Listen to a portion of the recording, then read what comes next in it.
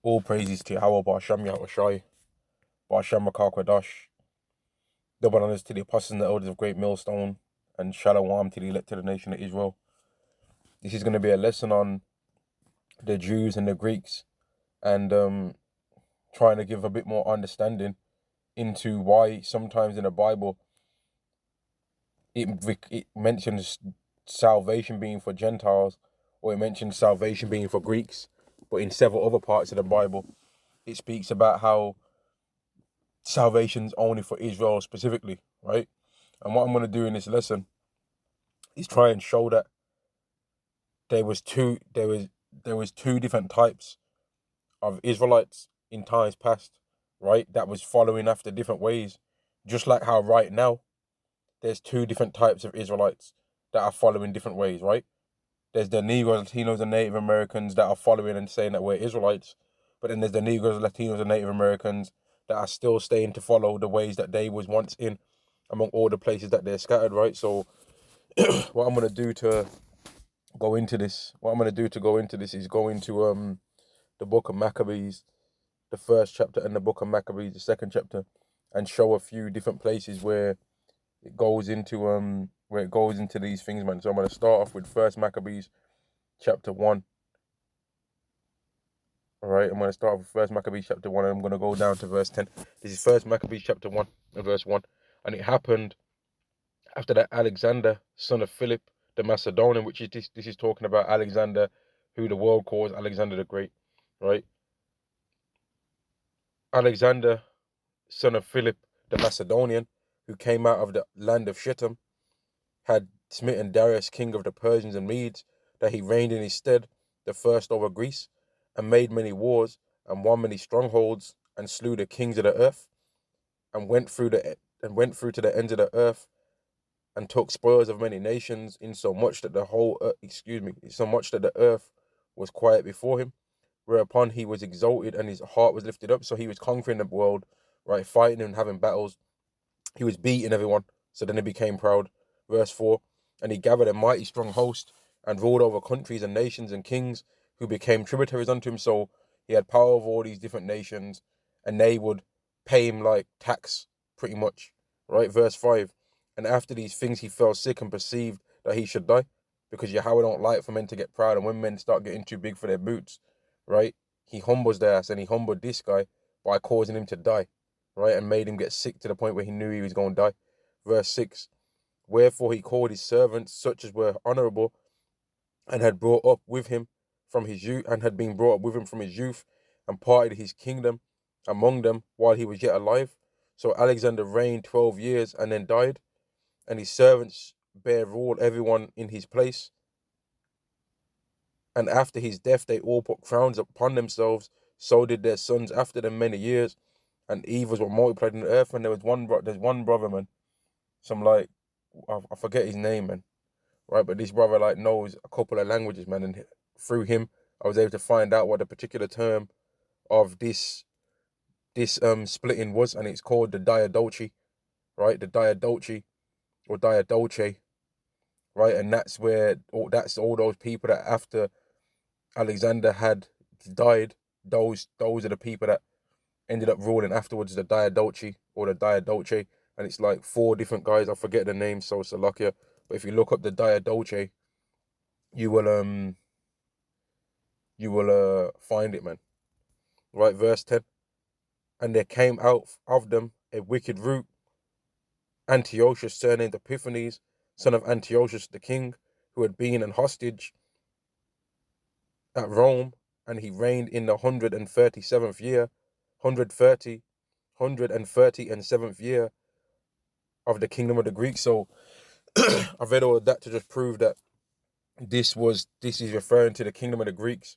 And why am I mentioning the kingdom of Greeks? Because in Daniel's, right, in the book of Daniel, not the book of Daniel's, in the book of Daniel, Daniel chapter 11 and verse 2, and now will I show thee the truth. Behold, there shall stand up 3 kings in Persia, and the fourth shall be far richer than they all, and by his strength, through his riches, he shall stir up all against the realm of Grecia. So the book of Maccabees is where it goes into that Greek Empire, man, right? So that's why I'm reading this, because the Greek Empire ended up defeating the Persian Empire, right?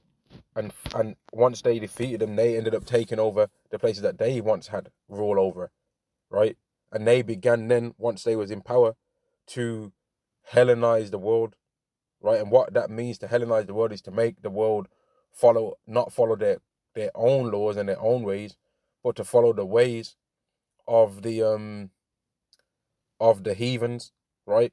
Or in this particular case, the ways of the Greeks, right? So now that I've read that, what I'm going to try and make you understand is that when you're reading the Bible and you read about people that are calling themselves Jews, it's not even referring to just people of the tribe of Judah for starters, because it would have been Judah, Benjamin, and Levi that was around at that particular time, and the other tribes was not there at that time. All right, but what I'm gonna go into, man, is that and pretty much show is that when it shows in the Bible that it mentioning Jews, it's talking about Israelites that was following after the laws of their forefathers, because they fought for those ways, and then there would have been a group of Israelites that stayed following after those ways. And then when it mentions Greeks, those would have been the Israelites that gave in to the Hellenization and just stayed following after the heathen way, right? So I'm gonna prove that point. This is First Maccabees chapter 1 and verse 11. In those days there went out of Israel wicked men who persuaded many, saying, let us go and make a covenant, saying, let us go and make a covenant with the heathen that are round about us, for since we departed from them, we have had much sorrow. So they didn't want to follow after their ways, they wanted to follow after the heathen ways, right? So this device pleased them well. Then certain of the people were so forward herein that they went to the king, who gave them license to do after the ordinances of the heathen, whereupon they built a place of exercise at Jerusalem according to the customs of the heathen. So they was on that gymno spirit, man, right? And if you know anything about the ancient gyms, and if you know anything about what the word gymnos means, the word gymnos means naked. So the ancient gyms would have been people naked doing squats, people naked doing press ups, burpees, and stuff like that. People naked working out, which is an off spirit, man. That's proper gross, man. But if you think about the modern day gyms, you can see how that is. Anyway, when these women go into the gym, right, you can pretty much see what they'd look like without any clothes on, man. Right? You can pretty much see all of that, and they'll be wearing things that normally in the times past a woman would have been wearing underneath her dress. You know what I mean? But now these women become emboldened to wear things that would be considered as underwear. They would feel emboldened to wear that in the gym. They'll have a cropped up bra and some booty shorts, or they'll feel emboldened to wear the things that would be considered as underwear on the beach. What's a bikini? Is a bikini not the same as a woman's bra and thong or whatever? Is it not the same thing? It is the same thing, right? But these women have become bold to do wickedness, man. But that's a whole nother point. But it goes into a little bit of this gymno spirit. So let me carry on reading. Verse 15 again. And they made themselves uncircumcised and forsook the holy covenant and joined themselves to the heathen and were sold to do mischief. So they sold out their own way and joined unto the heathen ways, right? And this making of them being circumcised, and I found out from another brother, right, from a video that he did a while back, that their particular term, because this circumcision that they made themselves be uncircumcised with, I mean, this uncircumcision, how they made themselves uncircumcised, was by a particular surgery called epispasm, right, which is by where you put on a fake foreskin, right? But then it was also a spiritual circumcision. I mean, spiritually there was uncircumcised in the heart, so there was spiritually uncircumcised, right? But then it was also made themselves physically uncircumcised again, and they put fake foreskins upon their loins, man, right? So these are the type of Israelites that I'm speaking about right now, that were the ones that you have to put in your mindset, that these are the ones that it's referring to as Greeks, because eventually they ended up saying, you know what, I'm not calling myself an Israelite, I'm calling myself a Greek. Let me read verse 15 again. And they made themselves uncircumcised and forsook the holy covenant. What's that holy covenant? The covenant that Moses was given and the other Israelites, that they was told on Mount Sinai that they was going to keep these laws. If they follow them, they'll be blessed. If they don't follow them, they'll be cursed. Right? They forsook that and joined themselves to the heathen and were sold to do mischief. Right? So these are the particular Israelites that I'm going to be referring to here, that I'm going to be reading right now, that are the ones that would have been the ones that you can call Greeks, right? Because they then made themselves, or said in their minds, we're not Israelites, we're Greeks. We're going to say that we're Greeks, all right? So let me go to this now. First Maccabees chapter 1 and verse 41. Moreover, King Antiochus wrote to his whole kingdom that all should be one people. So if Antiochus is a Greek, and he's saying that everyone's going to be one people, what are all the people going to call themselves? Greeks. Just like right now, all these different people call themselves American. I was watching a video in times past that Apostle Tahar did, back when he didn't even have one lick of grey hair on his head or his beard, man. Right? And he was in New York City interviewing people on the street, and he said to one Israelite woman, "What do you call yourself?" And this Israelite woman, she said, I'm an American. I'm an American." Right? So that would be the same, that her saying that in the ancient time, she would have been saying, if he would have asked her in the ancient world, he would have said, what do you call yourself? And she would have said, I'm a Greek. You see what I mean? So that's to give you understanding of what he's talking about when it says Greeks, and when it's talking about of when it says Gentile, and when it's talking about of when it says Jews. The Jews are the ones that were staying following after their own customs. The Greeks are the ones that was following after the other customs, or the Gentile ones are the ones that was following after the other heathen nations' customs, right? Back to this, verse 41. Moreover, King Antiochus wrote to his whole kingdom that all should be one people, and everyone should leave his laws. So all the heathen agreed according to the commandment of the king, because these heathen nations, despite how deep they try and go on, even in this world right now, even in the modern time, they ain't really rocking for their ways of being, man. The Moabites are wearing suits and ties, right? The Ishmaelites are wearing suits and ties. All these nations are on that suit and tie business, man. They ain't wearing them chic garments for the most part. They're wearing suit and tie, man. Right? Especially over here. These Muslims and these Chinese people, they try to act deep. When it comes to being business time, they're rocking a suit and tie, man. They ain't on that. They ain't on their ancient ways. They sell out, man. Right? Despite how deep they try and go on and they want to fast and sadden up their face. Right? They're on that heathen. They're down to rock with Esau, man. And they're basically just Esau too. They're basically a darker skinned Edomite. You know what I mean? So them following after Esau's ways doesn't really make a difference, because their ways are wicked too. Esau is the most wicked, but these other heathens aren't believing in Yahweh anyway. So they're wicked too, man. So it's an easy transition for them to go and follow after Esau, because they're wicked too. They're just a bit less wicked than he is. Right? Now let me carry on reading verse 43. Yea, many also of the Israelites consented to his religion, and sacrificed unto idols and profaned the Sabbath. So not only was the heathens following after these wicked ways, right? But there was also Israelites that was following after these wicked ways as well. They didn't want to follow after the ways of their forefathers, and they stayed following after the ways of the heathen, right? They stayed following after the ways of everybody else, of Esau, of the Greeks. They wanted to be follow after the Greek way too. They like the gym spirit. They like the gym clothes. You know what I mean? And there's a particular image, in fact, that I saw, and it's like it's a particular Greek hat, man. And I'm telling you right now, this particular Greek hat looks like one of those long stringed do-rags that you see a lot of Jakes wear, man. That you used to see like people like Memphis Bleak, Memphis Bleak and Redman used to wear this particular do-rag that had these long strings that would hang down from either side. And there's a particular Greek hat that looks exactly like that, man. Right? So maybe that's a Greek custom to even have that do-rag thing on their head. And maybe I'll do a video on that, man. Maybe I'll do a video on that. I've got the particular picture on my phone, but maybe I'll do a video on that, because certainly these Israelites was liking the Greek ways better than their own ways. So they were saying, you know what? I'm going to follow after the Greek way. I'm not going to follow after the Israelite way. I'm not going to follow after the Jew way. I'm not going to follow after the laws of the Holy Covenant. I'm going to follow after the ways of the Greeks, right? Verse 44.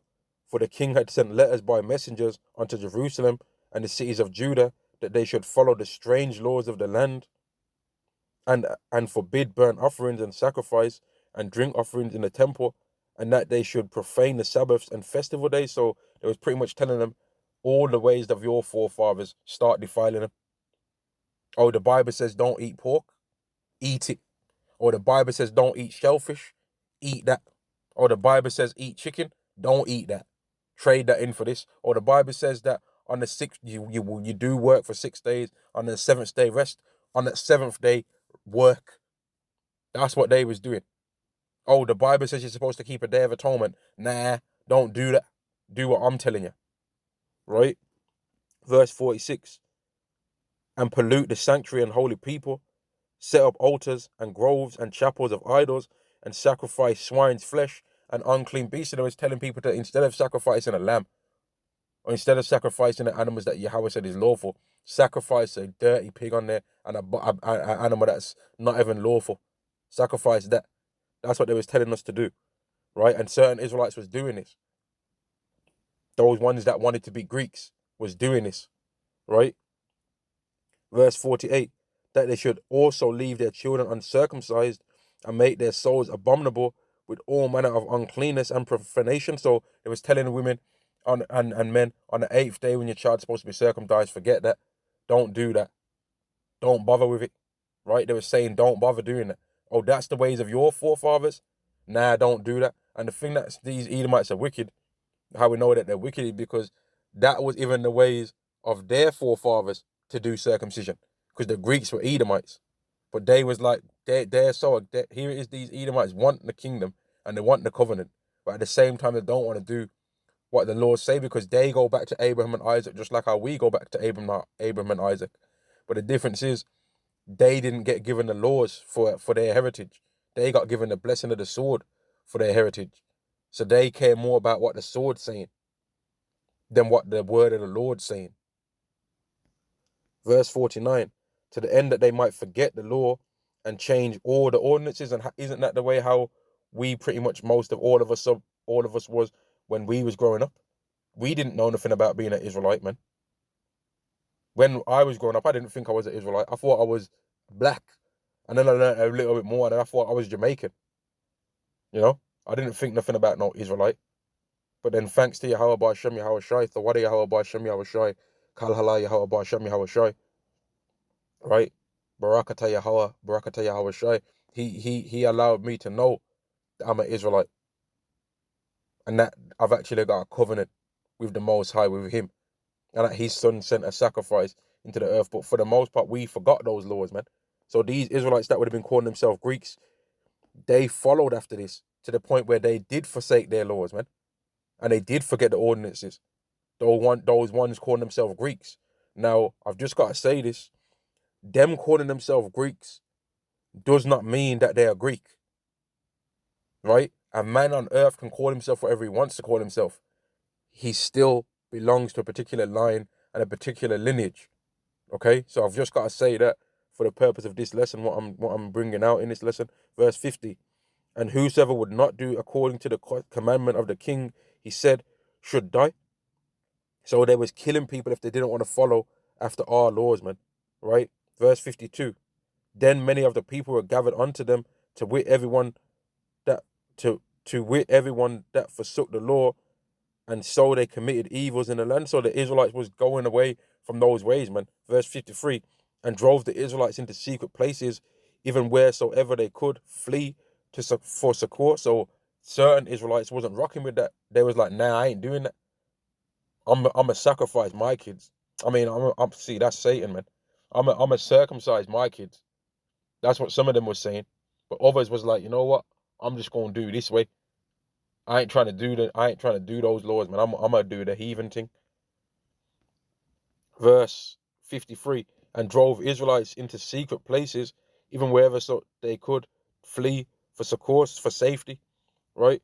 So that's to just give a brief explanation of that. Now I'm gonna jump to Second Maccabees and show another part with these Israelites that was calling themselves Greeks, and show why it was such a big deal when Paul was going around to these so-called Greeks and these so-called Gentiles. But I'm gonna lay the story and set it into your mind first before I can go into that, because I gotta show the two different types of Israelites and what the two different types was going through at this point. In fact, yeah, I'll go to this. This is 2 Maccabees chapter 4 and verse 7. But after the death of Seleucus, when Antiochus called Epiphanes took the kingdom, Jason, the brother of Ananias, labored underhand to be priest. So there was backstabbing.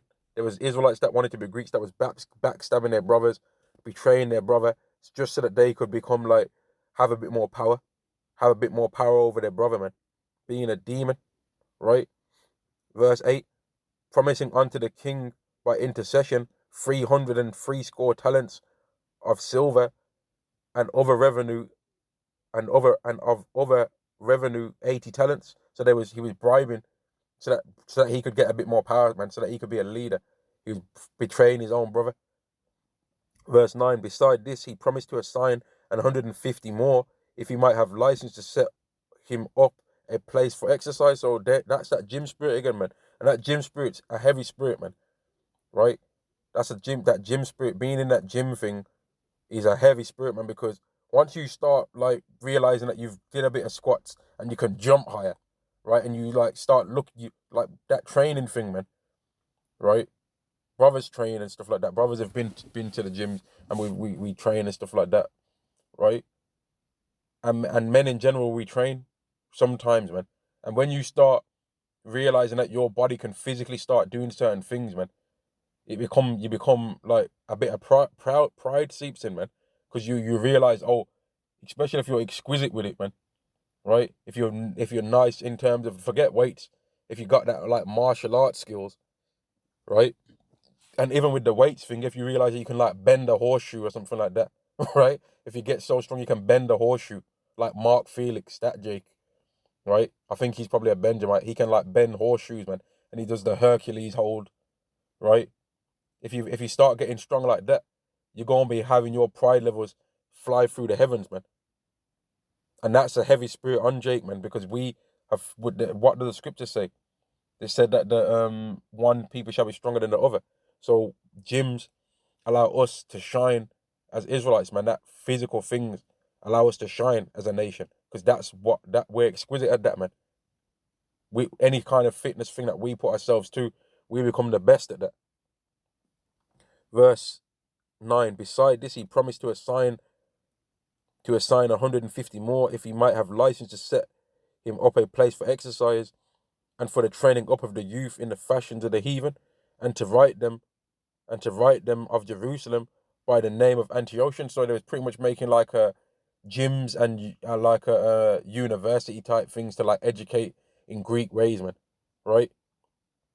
And to write them of Jerusalem by the name of Antiochus. So they was calling himself Antiochus. Verse 10. When the king had granted, and he had gotten into his hand the rule, he forthwith brought his own nation to Greekish fashion. So they was calling themselves Greeks, man, right? And now I want to quickly show a point as well, man, because let me go a bit more. I'll read a bit more because my battery's running low. I might have to speed it up. Verse 11. And the royal privileges granted of special favor to the Jews by the means of John, the father of Eupolemus, who went ambassador to Rome for amity and aid, he took away, and putting down the governments which were according to the law, he brought up new customs against the law. So there were certain, when you read the first book of Maccabees, there were certain like peace treaties and stuff like that we made with other nations for them to back up, man, for them to ease up off us and like, if don't breach these things.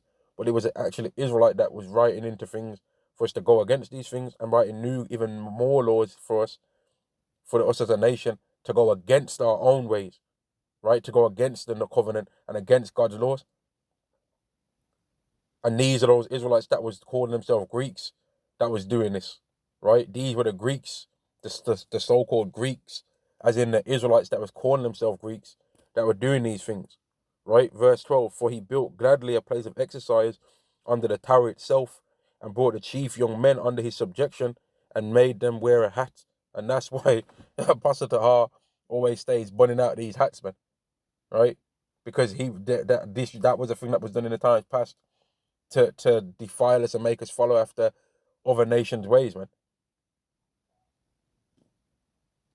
Verse 13, now such was the height of Greek fashions and increase of heathenish manners through the exceeding profaneness of Jason, that ungodly wretch, and no high priest, because he sold out his own brother to get the power, and all he did once he got the power is turn us onto some heathen ways anyway. He wasn't trying to keep us in the ways of our forefathers. He was trying to make us become a fall after some heathen ways, man. He didn't care for the laws of Yahweh. He cared for the ways of the Greeks, because he thought that gym spirit and all of that was more viable than Yahweh's ways, man. Right? Verse 14, that the priests had no courage to serve any more at the altar, but despising the temple and neglecting the sacrifices, hastened to be partakers of the unlawful allowance in a place of exercise after the game of discus called them forth. So that gym spirit, like I said a minute ago, man, that gym spirit is a heavy spirit, man, because a man can go from being fat, right, not even being able to see his damn toes, and give that man 6 months in the gym, right, and he'll be looking completely new, man. Right? He'll be looking like a brand new man, especially if he's following after the right diet and all that. He'll be looking like a completely different man. And what does looking physically fit bring? It brings in women. It brings in praise from other people. It can even bring in money and finances if you get that right, man. So that gym spirit is a heavy spirit, man. Just imagine all the Jakes looking like, imagine priests that are fat and overweight or whatever, saying, you know what, I'm not gonna try and be on that Bible thing no more. I'm gonna go gym, man, and I'm just gonna become looking like Ronnie Coleman around here. Or I'm gonna look like Mike Tyson or Deontay Wilder after this. I'm gonna forget the gym. I'm gonna follow after that. That's the kind of thing they was doing, man. They were saying, forget the Bible, forget being righteous. I'm gonna go gym. That's what they was doing, man. They had that gym spirit on them. Verse 17.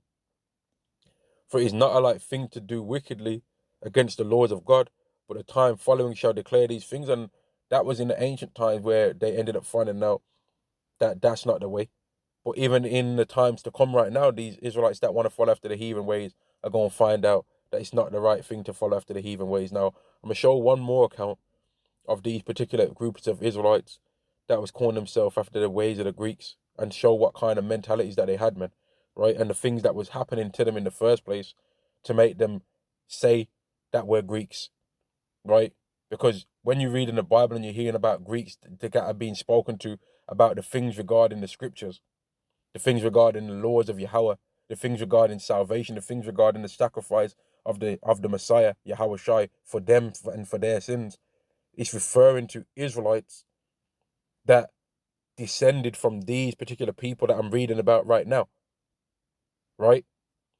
This is Second Maccabees chapter 6 and verse 1.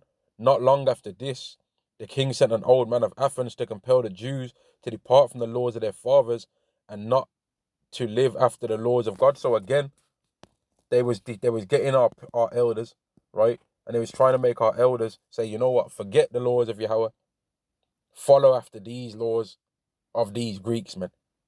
Right? There was a whole thing being done to Hellenize us as a nation. It was easier. It was happening easier in all these other nations, right? But for us, there was really a push to do these things, right? Verse 2, and to pollute also the temple in Jerusalem, and to call it the temple of Jupiter Olympus, and that in Gazarim of Jupiter, the defender of strangers, as they did desire that dwell in the place. The coming in of this mischief was sore and grievous to the people, for the temple was filled with riot and reveling by the Gentiles who dallied with harlots and had to do with women within the church of the holy places, and beside that brought in things that were not lawful. So imagine you've got a church, right, or a temple, right, a temple where there was normally righteousness happening there, And we already know that these temples are designed in a beautiful way, man, right? They've got nice things in there. But imagine if somebody was to then, say, you know what, let's take this temple, right? And we're not going to be doing it unrighteous in there no more. We're going to set up some like disco lights, and we're going to throw a rave in there, man. And we're going to get all the gal them in there, right? And we're going to throw a party, a block party in the temple. And there's going to be some fine Instagram models in there. And we're just going to be doing what we doing what it do up in there. These are the kind of things that they was doing back then, man. They was turning the temples into a whorehouse, pretty much, right? And doing everything in it that's not lawful, man. Defiling a building that had previously been used for righteousness and filling it with wickedness. Verse 5. The altar also was defiled with, the altar also was filled with profane things, which the law forbiddeth. Neither was it lawful for men to keep Sabbath days, or ancient fasts, or to profess himself at all to be a Jew. So if he wasn't professing himself to be a Jew, what was he calling himself then? He was calling himself a Greek, right? Or he was calling himself a Gentile. But it wasn't lawful for him to call himself a Jew. Let me read it again, verse 6.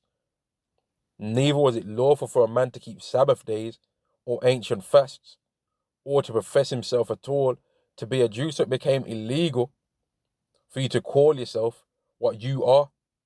You know how oppressive that is? And that's what the world's trying to do to us now. They're trying to make us scared to call ourselves Israelites. And they try and put these fake terms on us. They want to call us some BHI business. Even though there's people that are calling themselves Israelites that look like Caucasians with ginger beards. There's a multitude of them. There's people that call themselves Israelites that are Native Americans, because the Negro, Latino, and Native American are Israelites. And the people in this world don't call Native Americans black. But these people are such idiots that they don't care about that. They just want us to not believe who we are, man. And it's not going to work. Now let me jump to verse 9, because I've got to speed it up a bit before the battery goes. 2 Maccabees chapter 6 and verse 9. And whosoever would not conform to the manners of the Gentiles should be put to death. Then might a man have seen the present misery. So there was Israelites that was being killed if they wasn't calling themselves Greeks, and if they wasn't following after the ways of the Greeks or of the other Gentile nations that was around, man. Right? So it became illegal to call yourself a Greek. But some Israelites wasn't rocking with that. Some was saying, you know what, I'ma die then, because I ain't trying to follow after that. And then you had the Maccabees family line that fought against it, man, and kept the ways of the Israelites standing. And I'm gonna go from that point here and start talking about the Israelites that was calling themselves Jews and was still staying to follow after the Israelite way, after the laws of Yahweh. So let me just quickly go here.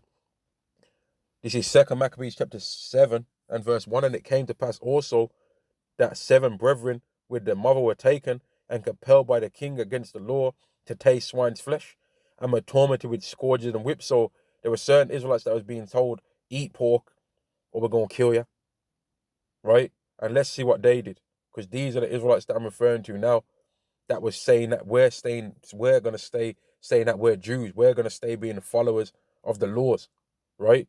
And it came to pass also that 7 brethren with their mother were taken and compelled by the king against the law to taste swine's flesh, and were tormented with scourges and whips. But one of them that spake first said thus, what wouldest thou ask or learn of us? We are ready to die rather than to transgress the laws of our fathers. Rather than to transgress the laws of our fathers. And I'm just gonna I'm just gonna, for the purpose of this video, because the battery's running low again, like I said, and I don't want to pause or nothing like that and not stop talking. So I'm gonna, just for the purpose of this video, I'm gonna make it a bit more brief and explain the story a bit more brief. In this story, the 7 brethren and the mother all died, right? And they was all tortured to death rather than eat pork. But there was other Israelites, those ones calling themselves Greeks, that day was like, forget it, I'm going to just eat the pork, man. I'm going to eat the pork. I'm going to join the gym. I'm going to get some gains. I'm going to follow that gymnos spirit. And I'm just going to do that. That, and like I said before, that gymno spirit is a heavy spirit, man. Like when you start seeing that your shoulders are getting a bit hench. You know what I mean? You might be able to run fast and not get tired. Your legs start getting bigger or whatever. You start looking at men and you like can analyze them like, oh, if he tried to fight me right now, I'd grab him in a wrist lock, put him in an arm bar and all that. You start and getting like that. It makes you proud, man, and it's a heavy carnal spirit, man, right? And that's the things that the Israelites that was calling themselves Greeks was getting caught by, man. They was getting caught by those lusts of their flesh. But on the other hand, there was Israelites that was not following after that, and they was staying with the laws of God. Right now, let me go back to some other places and show some more about the ways of those Israelites that was calling themselves Jews, and show the contrast compared to those that was calling themselves heathens. Right? So this is Second Maccabees. Let me just quickly jump to the point. Second Maccabees chapter 2 and verse 19. Then Mattathias answered and spake with a loud voice, though all the nations under the king's dominion obey him, and fall away every one from the religion of their fathers, and give consent to his commandments, yet will I and my sons and my brethren walk in the covenant of our fathers. So he was like, forget what you're talking about. I ain't rocking with that. I'm going to follow after the ways of my forefathers. I ain't trying to hear what you're saying. Forget your ways. Your ways are stupid, right? It's our ways that lead to everlasting life. Your ways are dumb. I don't care for your gyms. I don't care for that pork that you're talking about. Move that out of my face. That's how he was coming with it, right? Verse 20. Yet I and my sons and my brethren will walk in the covenant of our fathers. God forbid that we should forsake the law and the ordinances. We will not hearken to the king's words to go from our religion, either on the right hand or the left, right? Now, when he had left speaking these words, there came one from the Jews in the sight of all to sacrifice on the altar, which was at Modin, according to the king's commandment. So even after he gave that speech, man, right, of righteousness, and said, I ain't trying to do that, right? Even after he did that, you had another Israelite that came up and was like, well, I'm saying something else. I'm going to follow after something else, but he wasn't trying to hear that. He was saying, I'm gonna follow after these heathen ways, man. And he did that. Right? He followed after the heathen ways. Let me read this. Verse 23. Now when he had left speaking these words, there came one of the Jews in the sight of all to sacrifice on the altar, which was at Modin, according to the king's commandment, which thing when Mattathias saw, he was inflamed with zeal, and his reins trembled, neither could he forbear to show his anger according to the judgment, wherefore he ran and slew him upon the altar. So he saw that they was trying to follow after some heathen ways, right? After he had gave that speech and said, we ain't going to do that. And he became so angry, right, that he grabbed that Israelite and murked him, man. And that was righteous for him to do that too. And I ain't saying that that's a thing that we're supposed to do now, but I'm saying that back at that time, it called for it, man. And Yahweh didn't judge him for doing that neither. So this point, me reading this shows, right, the contrast of how those Israelites that was calling themselves Jews, which meaning in this particular case, for the sake of this lesson, those Israelites that said, we're going to still stay following the ways of our fathers, right? Versus those Israelites that were saying they was Greeks, they was like, forget what his speech was. Even though he was saying that speech, he was in the spirit saying that, they was like, man, forget all that. I'm just going to still follow after these heathen ways, man. Right? They was like, move, Mattathias. Let me do the sacrifice now, because I'm trying to get that gym spirit going. I gotta get my gym on. I got biceps and shoulders today. You know? Verse 25. And I gotta say this as well quickly, man. I ain't saying that going to the gym makes you a demon or going to the gym makes you wicked, because who am I to tell somebody to not go to the gym? Going to the gym don't make you wicked, but trusting in that spirit can cause you to fall, man. Like getting too engrossed in it and thinking you're gonna be some Olympian or something like that. I could do it. You see? Verse 25. Also the king's commissioner who compelled me to sacrifice, he killed at that time, and the altar he pulled down. So he was in the spirit, man, to be against those Greek ways. Right now, I gotta show another particular story as well, because angels was coming out of the heavens to help us in this time, man. And let me see if I can remember where that particular story is. Let me try 12 and 9. I've got a few notes here and I want to see if I can find the particular point that I'm trying to find, man. I don't think this is it. Let me try.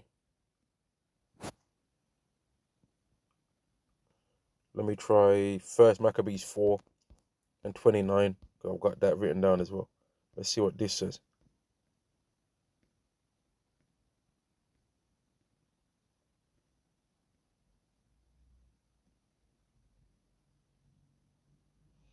No, this isn't the point neither. I want to show this particular point because it shows the kind of things that Yahweh was doing for those Israelites that was calling themselves Jews and was staying following after our ways, right? Compared to those Israelites that was following after the heathen ways. This is Second Maccabees chapter 10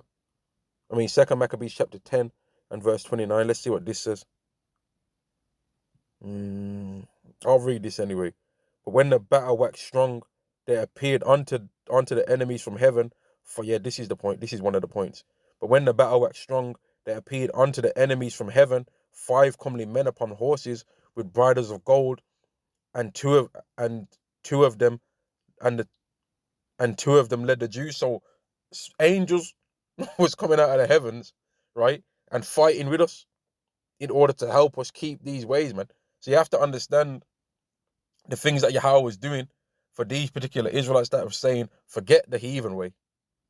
We're going to follow after the ways of Yahweh. These are the kind of things that Yahweh was doing. So these stories would have been passed down through these Israelites that stayed calling themselves Jews through the times, right? And the stories of the Israelites that was calling themselves Greeks, started calling themselves Greeks, they would have ended up passing down stories that they would have had too. They would have been like talking about how good it was, right? Oh, it was so good. It's been so good since we followed after the Greeks, but really it wasn't good. But that's how they would have been trying to spin it, man, as to not look like sellouts. Verse 30, and took Maccabeus betwixt them, and covered him on every side, and covered him on every side weapons, and kept him safe, but shot arrows and lightning. Man, yo, let me read this again, man. Verse 29. But when the battle waxed strong, there appeared unto the enemies from heaven 5 comely men upon horses with bridles of gold, and two of them led the Jews. So men came out of heaven to help the Israelites, right? That was staying following after the Israelite way and was fighting against heathens for us. And took Maccabeus betwixt them, and covered him on every side weapons, and kept him safe. So there was blocking. If there was angels following, and any enemy that was trying to strike Maccabeus with a weapon, they was blocking it and parrying it, blocking the shot, shooting arrows and lightnings against the enemies. So that being confounded with blindness and full of trouble, they were killed. So they was fighting with him, man. He had angelic beings helping him in that time. So these are the things that was happening for those Israelites that was calling themselves Jews. So they was like, man, Yahweh's with us way more than he's with those Israelites that are following after those Greek ways, right? And in this time, he really was with them more, right? So I've read these points, and let me just see if I can find one more, man. Let me see if there's one more that I can find as well. I think there's another one as well. Yeah, here's another one. This is 2 Maccabees chapter 3 and verse 23. Let me highlight them. Might make it easier for me and you to see. This is 2 Maccabees chapter 3 and verse 23. Nevertheless, Heliodorus executed that which was decreed. Now as he was there present himself with the guard about the treasury, the Lord of spirits and the Prince of all power caused a great apparition, so that all that presumed to come in with him were astonished at the power of God, and fainted them and so afraid. So how amazed made them pass out, man. Right? Their asses all passed out that thought they was going to come into the temple. Verse 25, for there appeared unto them an horse with a terrible rider upon it. So imagine like I don't want to say a grim reaper, man, but just imagine a big horse, right? A big horse, shiny, a pearly white horse, shiny as hell, right? And a big, like a big angel on there, man. Dark skinned angel with a big weapon or something like on him. Just imagine seeing something like that. And these heathens was like, nah, we ain't going in there. And they passed out from seeing what they saw, man. Verse 25, for they appeared unto them an horse with a terrible rider upon it, and adorned with very fair covering, and he ran fiercely and smote Heliodorus with his forefeet, and it seemed that he that sat upon the horse had complete harness of gold. Moreover, two other young men appeared before him, notable in strength, excellent in beauty, and comely in apparel, who stood by him on either side and scourged him continually, and gave him so many sore stripes. So angels was beating Heliodorus' ass, man. Right? Verse 27, and Heliodorus fell suddenly onto the ground, and Heliodorus fell suddenly onto the ground, and was composed with great darkness. But they that were with him took him up and put him into the litter. Thus him who had lately came with a great train and with all his guard into the said treasury, they carried out, being unable to help himself with his weapons, and manifestly they acknowledged the power of God. So God was for helping those Israelites, man, that was calling themselves calling themselves Jews. The Israelites that stayed saying, we're gonna stay calling ourselves Jews, we're gonna stay calling ourselves Israelites, we're gonna stay following the laws of our forefathers. Yahweh was sending angels out of heaven to fight with them, to keep that way alive, right? So they would have said, you know what, Yahweh's rocking with us way more than he's rocking with those Israelites that are saying that they're Greeks, right? They would have been saying that, and in this time, that would have definitely been true because he was. Verse 29, for he had, for he by the hand of God was cast down and lay speechless without all hope of life. But they praised the Lord that had miraculously honored his own people, for the temple which a little afore was full of fear and trouble, when the Almighty Lord appeared, was full of joy and gladness, because people would have been praising Yahweh. They would have said, Kal Hala Yahweh Bashem Yahweh Shai, Thawadi Yahweh Bashem Yahweh Shai, Barakata Yahweh, Barakata Yahweh Shai, Thawadi Yahweh, Thawadi Yahweh. They would have been praising Yahweh's name, man. At that point, they would have been singing, laughing. But previously, before that, they was getting killed. But Yahweh sent spirits out, angels out of heaven to fight against the people that was trying to trouble us, man. To help those Israelites that said, we're going to stay calling ourselves Jews, we're going to stay calling ourselves Israelites, right? We're going to not call ourselves Greeks, right? So now that I've said all of these things that I've said, hopefully that's made you understand that there would have been Israelites that were saying we're Greeks, and they would have been following after Greek ways, right? And there would have been other Israelites saying, nah, we're going to stay calling ourselves Jews. And those Israelites that was calling themselves Jews was killing the ones that was calling themselves Greeks because they was against us, right? As I saw with that example of Mattathias, right? And those Israelites that was calling themselves Greeks was also betraying us and causing for some of us to be put to death. Those Israelites that was calling themselves Jews, right? Now, after times went by and we go into the New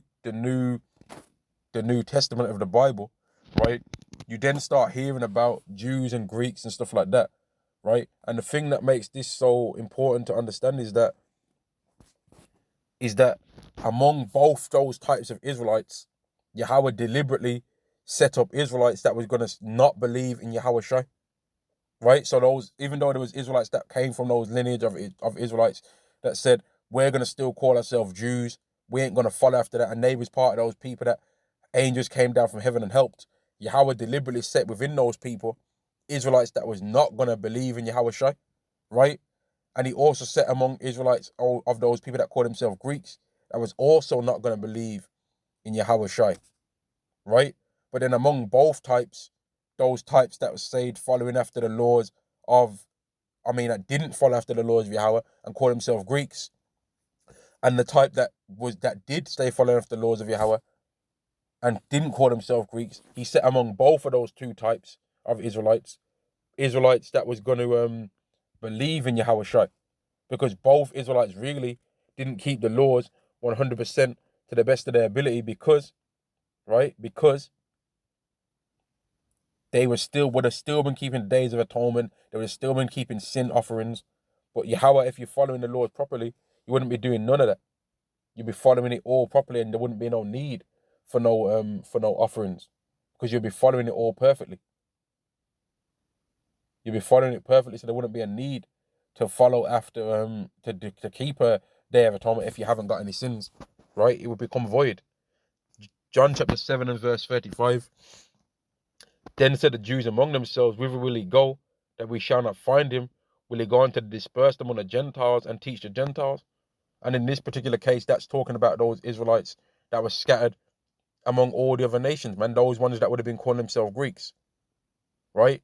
And also those other ones that would have been gone during the time of the Assyrian captivity, man. Though all those Israelites that were scattered all over everywhere else, man. Right, now let me go to another point. This is in John chapter 11. This is John chapter 11 and verse 47. Then gathered the chief priests and Pharisees a council and said, Then gathered the chief priests and the Pharisees a council and said, What do we? For this man doeth many miracles. So there was hating on Yahushua, and there was backstabbing and conniving against him.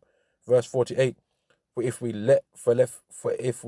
let him thus alone, all men will believe on him, and the Romans shall come and take away both our place and nation. So really, right, these people, these Israelites, these particular Israelites, man, these Pharisees, these wicked ones, these wicked Pharisees, they knew that it was Yahushua, man.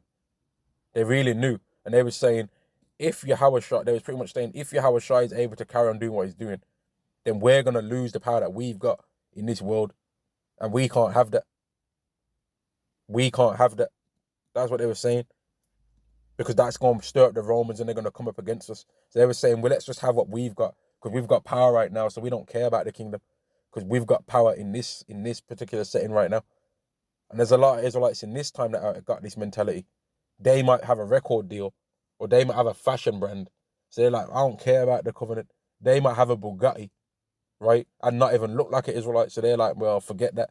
I'm gonna stay looking like a so-called white man with a bit of a tan, and I got a bit of flavor, and I can kind of blend in. So I'm gonna just stay following after those ways.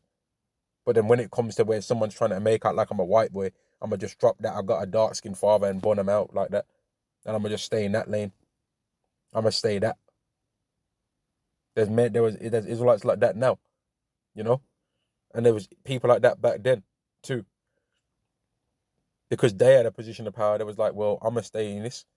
Forget trying to come out of this because I'm secure here. I don't know what rank in the hierarchy I'll be in the kingdom, so I'm gonna just stay in this way. That's what they was thinking, like, man. Verse 49, and one of them named Caiaphas, being the high priest that same year, said unto them, Ye know nothing at all. So he was burning them out, man, and rebuking them, because he understood, right? Nor consider that it's expedient for us that one man should die for the people, and that the whole nation perish not. So he understood the prophecies regarding Yahushua that are written in the scriptures in Isaiah 53. He understood these things, right? And this spake he not of himself, but being high priest that year, he prophesied that Yahushua should die for that nation, right? And for that nation, that included, now going back to those two stories that I gave of the Jews and the Greeks, that included all of those Israelites that sold out, right, and that ate pork during the stories of the Maccabees. All those ones that backstabbed their brother to try and get a higher rank and become high priest, included all of those, included all those that went away and followed after the Greekish fashions and joined and became gym spirit. It included all of those. Just like it also included those same Israelites that I spoke about where angels came down and fought for them from heaven. It included all of those Israelites, every single Israelite of the whole nation, because all of them had sins. Those Israelites, some might have had more or less, but they all had sins, man. Every single Israelite, whether they was calling themselves Greeks or whether they was calling themselves Jews. And this is the proper understanding of when it says Jews and Gentiles, Gentiles and Greeks and Jews, and giving you the understanding as to why it says there's neither Jew nor Greek, there's neither bond nor free, there's neither male nor female, because really, we're all Israelites, man.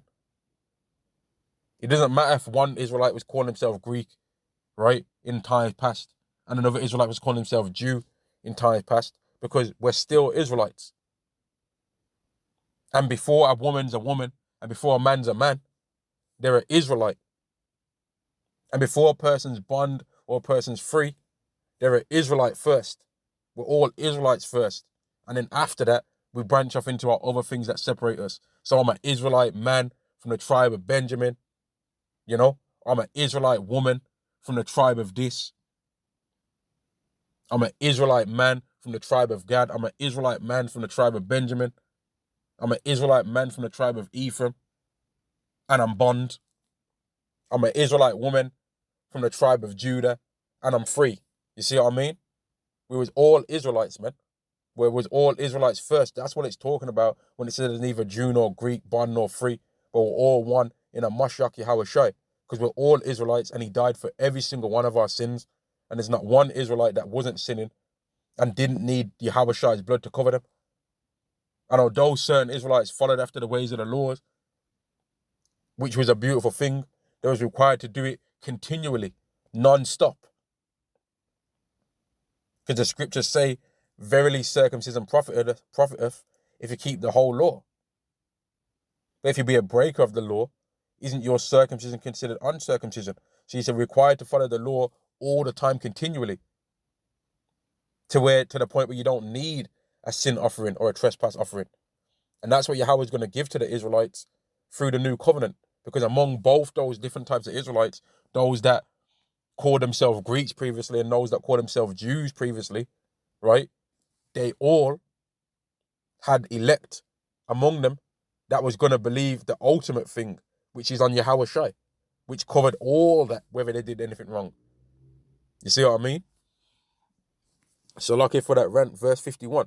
And spake not of himself, but being high priest that year, he prophesied that Yahweh Shai should die for that nation, and not for that nation only, but that he also should gather together in one the children of God that were scattered abroad. Now let me go to a prophecy that speaks about that, man.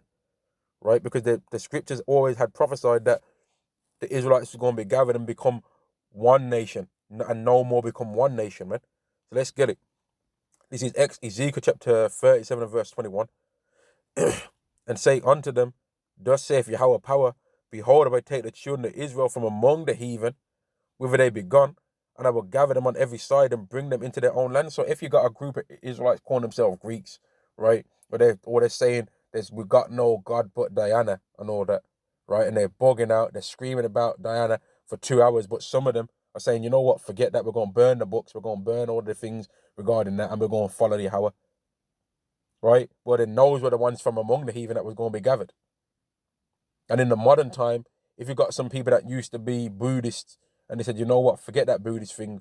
I believe that I'm an Israelite. I'm a follow after the laws of my father. My spirit is telling me that I'm an Israelite and I'm going to follow after the ways of my forefathers. And I'm going to understand that Yahweh Shai died for my sins. And that's the greatest thing that our nation's been given as a sacrifice. And now I've found a way to join back onto my people. Even though in times past, I was an alien from the Commonwealth of Israel. But now I'm back, thanks to that sacrifice, that ultimate sacrifice that Yahweh gave for us as a whole nation. And if I believe in him, well, now I can be joined back. Now I can be adopted back into my nation and get the thing that's been promised to us as a nation, which is that covenant, that new covenant, with the laws going into our mind and in our hearts. So then I won't ever fall away from Yahweh again. Verse 22.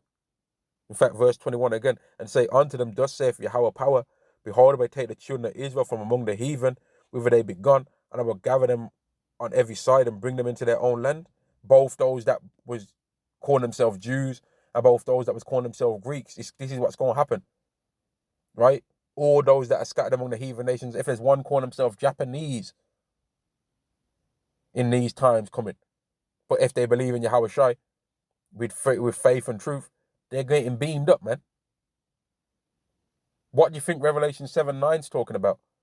All different Israelites scattered among several different nations that are getting ready to get beamed up, man. Because they believe in that stumbling stone that others other Israelites did not believe in. Even those Israelites that angels came down from heaven in times past, there were some of those Israelites that experienced these things and had heard those stories, that when Yahushua came, they didn't believe on Yahushua. They was like, it's about the laws more so than anything else. And they didn't believe that Yahushua was him. Some of them didn't. They stumbled at the stumbling stone. And they didn't follow the laws by faith. They followed the laws as it was by works of the law. You see what I mean? And this is the proper understanding of these stories and of our history as Israelites. Forget what these heathens are talking about. They ain't no covenant for them. They ain't no covenant with the heathen. Yahweh's got a covenant with the Israelites. Let me carry on reading. Verse 22. And I will take them, and I will make them one nation in the land upon the mountains of Israel, and one king shall be king to them all, and they shall no more be two nations, meaning they ain't going to be no more called the southern kingdom and the northern kingdom. Neither shall they be divided into two kingdoms anymore. Neither shall they defile themselves anymore with their idols, nor detestable things like there was in the book of Maccabees, nor detestable things, nor with any of their transgressions, but I will save them out of all their dwelling places wherein they have sinned, and I will cleanse them. So shall they be my people, and I will be their God. So Yahweh's going to save us all, man. Right? All those that believe in his son. Verse 24, and David my servant shall be king over them, and they shall have one shepherd, and they shall walk in my statutes and observe my statutes and do them. So all the Israelites, both those that was previously calling themselves Jews and Greeks, right, are going to, even still, if they believe in Yahushua, they're going to end up getting the laws anyway and really follow it now. They're going to really follow it. Those that really wasn't trying to follow it at all, calling themselves Greeks, those are going to follow it. And those that was calling themselves Jews but was still, even though they had access to the laws and they really understood what they're supposed to do, they still wasn't doing it 100%. But they're going to do 100% in this day that's being spoken of here. Verse 25, and they shall dwell in the land that I have given unto Jacob my servant, wherein your fathers have dwelt, and they shall dwell therein, even they and their children and their children's children forever, and my servant David shall be their prince forever. Moreover, I will make a covenant of peace with them, and it shall be an everlasting covenant with them, and I will place them and multiply them, and I will set my sanctuary in the midst of them evermore. Meaning he's going to give us that new covenant, man. Verse 27, my tabernacle also shall be with them, yea, I will be their power, and they shall be my people. Verse 28, and the heathen shall know that Yahweh do sanctify Israel, when my sanctuary shall be in the midst of them forevermore. Meaning that it's not for no heathens, man. The heathen ain't getting this, which goes into the point that I was trying to prove with this lesson, and hopefully I've proved it.